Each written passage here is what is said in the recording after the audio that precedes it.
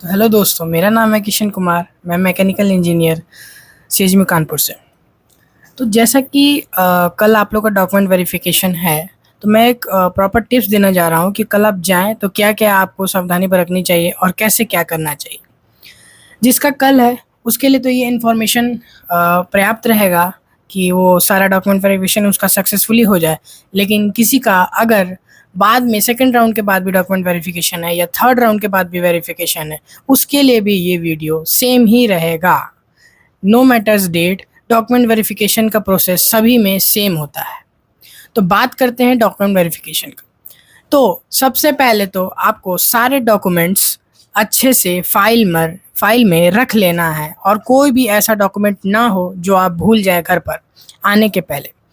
और सारे डॉक्यूमेंट्स का आपको फ़ोटो कॉपी कम से कम 2 या 3 अपने पास रख लेना है। अगर आपके पास कोई डॉक्यूमेंट्स लिस्टेड डॉक्यूमेंट में से नहीं है, जैसे कि क्लास 12 का रिज़ल्ट अभी नहीं मिला है, टीसी नहीं मिला है, तो आपको टेंशन लेने की कोई ज़रूरत नहीं है। आप डरिए मत। वहाँ पे आप जाएँगे डॉक्यूमेंट वेरिफ़िकेशन में, जो वहाँ पे डॉक्यूमेंट वेरिफ़िकेशन के टीचर्स रहेंगे, जो करेंगे वहाँ पे स्टाफ्स रहेंगे, वो आपको समय प्रॉपर देंगे। या तो एक उनके पास अल्टरनेटिव सॉल्यूशन ज़रूर रहेगा कि आपके क्लास 10th की जो मार्कशीट है ओरिजिनल, वो जमा कर लें और आपको उसकी एक रिसिप्ट दे दें। जब आप प्रॉपर पूरा डॉक्यूमेंट कॉलेज में जमा कर देंगे, तो आपकी 10th की मार्कशीट ओरिजिनल जो होगी वो वापस हो जाएगी। ये प्रोसेस बहुत स्मूथ है, इसमें कोई डरने की बात नहीं है कि मार्कशीट खो जाएगा वगैरह-वगैरह, कुछ नहीं। आपके पास उसका प्रॉपर रिसिप्ट रहेगा कि आपकी 10th क्लास की मार्कशीट जो है वो कॉलेज में जमा है। अगर आप डॉक्यूमेंट जमा कर देंगे, जो जमा नहीं हुआ है आपका, वो आप जमा कर देंगे तो आपकी 10th की मार्कशीट वापस मिल जाएगी।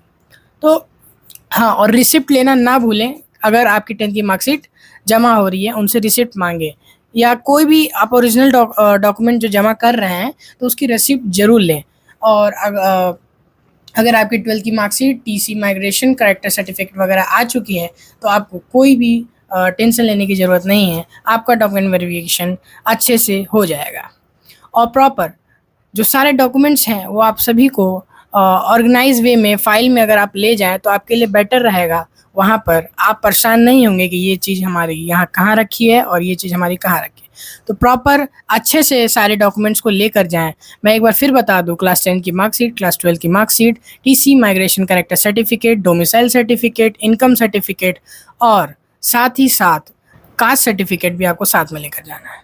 और साथ ही साथ आपकी जो मैंडेटरी चीज़ें हैं, अलॉटमेंट लेटर और उसका फ़ोटोकॉपी, और जो आपने सीट एक्सेप्टेंस फ़ीस भरी है उसकी रिसिप्ट, उसकी कम से कम 2-3 आपको फ़ोटोकॉपी लेकर जानी है। और साथ ही साथ आपकी जेईई मेंस की स्कोर कार्ड और उसकी एडमिट कार्ड भी साथ में लेकर जानी है।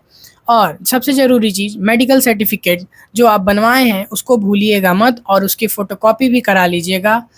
ब्लैक एंड वाइट या कलरफुल, कोई भी आगे आपको ज़रूरत पड़ेगा फ़ोटोकॉपी का। और साथ ही साथ अगर आपका गैप है, तो आपको गैप एफ़िडेविट जो बनवानी थी, तो वो बनवानी पड़ेगी, और उसको भूलिएगा मत, और उसकी भी फ़ोटोकॉपी आप करा लीजिएगा। फ्यूचर में इसको ज़रूरत पड़ता है। अगर आप कॉलेज बोलता है कि आप ये सबमिट नहीं किए, तो आप उसका फ़ोटोकॉपी दिखाएँगे तो वो मान जाते हैं कि आपकी सबमिट है। तो सबसे पहले आप अगर दूर से आ रहे हैं कानपुर, तो आने का सुविधा क्या है? अगर आप ट्रेन से आ रहे हैं तो आप कानपुर सेंट्रल पे उतरेंगे, और कानपुर सेंट्रल से अभी मेट्रो स्टार्ट नहीं हुआ है, तो आप घंटाघर, जैसे कि मैं बता दूँ, प्लेटफ़ॉर्म 1 पे उतरेंगे तो कानपुर सेंट्रल रहेगा, और प्लेटफ़ॉर्म 9 की साइड उतरेंगे तो घंटाघर रहेगा। तो आपको घंटाघर साइड आ जाना है, वहाँ से ऑटो आपको आसानी से मिल जाएगा। तो ऑटो फेयर कल्याणपुर विश्वविद्यालय का 30 रुपीज़ है, तो आपको शेयरिंग प्राइस में 30 रुपीज़ में ऑटो लेना है और आ सकते हैं आप विश्वविद्यालय। या तो आप रिज़र्व करके जाएँगे तो 200 से 300 के बीच में आपको ऑटो वाला बोलेगा। तो आप आ जाएँ शेयरिंग के थ्रू या रिज़र्व के थ्रू ऑटो से, या कैब भी आप कर सकते हैं, ओला, उबर, रैपिडो सब यहाँ पे चलता है।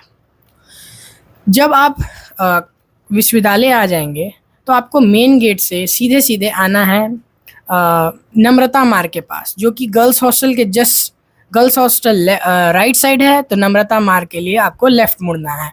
आप अगर लेफ़्ट मुड़ जाएँगे, उसके बाद जो सेकंड राइट रहेगा, वही हमारा एकेडमिक बिल्डिंग वहाँ से स्टार्ट होता है। तो आपको एकेडमिक बिल्डिंग जाना है, और वहाँ पे आपको सबसे पहले किसी सर को बताना है कि हम डॉक्यूमेंट वेरिफिकेशन के लिए आए हैं, तो वहाँ पे आपका अलॉटमेंट लेटर सबमिट होगा।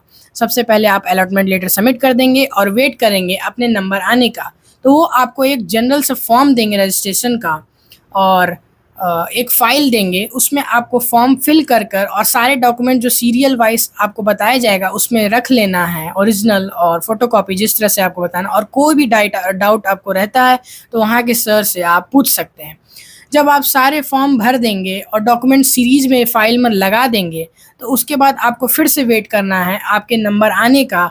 आपको एक कॉन्फ्रेंस रूम पे बुलाया जाएगा जहाँ पे आपके मतलब बेंच पे ढेर सारे टीचर्स बैठे होंगे, स्टाफ्स बैठे होंगे जो आपके डॉक्यूमेंट वेरीफाई करेंगे।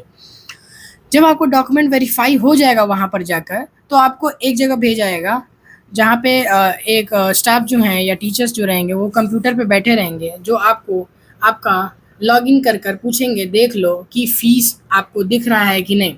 तो फ़ीस भरने के लिए आपको 3 दिन का समय मिलता है, लेकिन अगर आपको कुछ भी प्रॉब्लम है, फ़ीस भरने में इश्यू है, तो आप वहाँ पे बताएँगे, तो आपको कुछ हो सकता है कि फ़ीस देने का मोहलत मिल जाए। और अगर आप वहाँ पे इंस्टॉलमेंट का भी बात करेंगे तो हो सकता है कि सर वहाँ पे इंस्टॉलमेंट भी आपका बना दें। लेकिन जनरली आप ऑनलाइन भरेंगे, जो रेस्ट फ़ीस हो जाएगा सीट एक्सेप्टेंस फ़ीस अपने फ़ीस में से माइनस कर लेंगे, जो वो फ़ीस बचेगी वही आपको ऑनलाइन भरना है, या तो आप वहाँ के बैंक से डीडी बनवा कर भी सबमिट कर सकते हैं। तो ये था प्रोसेस, और आपको किसी भी प्रोसेस के लिए पैनिक नहीं होना है। अगर आप आने जाने में कॉलेज लेट भी हो जाते हैं, जैसे कि 10:30 का समय है, अगर आप 11-12 बजे पहुँचते हैं तो आपको पैनिक नहीं होना है, आप आराम से जाएँ। प्रोसेस ये हर समय सेम होता है, जैसे कि कुछ 50 बच्चों का पहले होता है, फिर 50 बच्चों का होता है, फिर 50 बच्चे का होता है, ऐसे होता है, कुछ 150 ऐसे करके होता है। तो आपको पैनिक नहीं होना। अगर आपको पहले ज़ोन में नहीं होता है तो सेकंड शिफ्ट में आपका हो जाएगा। तो आपको इसी तरह डॉक्यूमेंट वेरिफिकेशन कराना है, और एक बार जब आपका फ़ीस का बात हो जाएगा तो आपको मतलब कि आपका सीट कंफर्म हो गया है। और ऐसा कुछ नहीं होता है कि आप डॉक्यूमेंट वेरिफिकेशन के लिए जाएँ और आपका एडमिशन कैंसल हो जाए। अगर कोई प्रॉब्लम होती है उसका अल्टरनेटिव सॉल्यूशन वहाँ पे मिल जाता है। तो फर्स्ट ऑफ ऑल आपको पैनिक नहीं होना है और सारे प्रोसेस को आराम से पूछ-पूछ कर करना है।